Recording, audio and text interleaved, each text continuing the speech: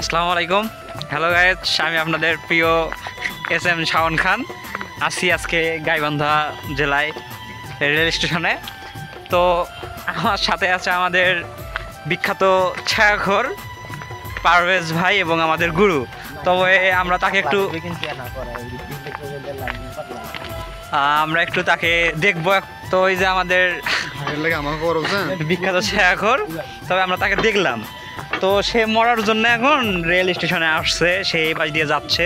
মনে হয় সে মারাটা যাইতে পারে, তো আমরা বুঝতে পারতেছি না। তার দুঃখ একটাই, সে বিখ্যাত ছায়াঘর। এখন আমাদের সাথে আরও আছেন আমাদের মেজবা ভাই, সে বর্তমান প্রেমিক পুরুষ। তো আমরা রাতের অন্ধকারে তাকে দেখতে পারতেছি না, সে কালামানিক হয়ে আছে।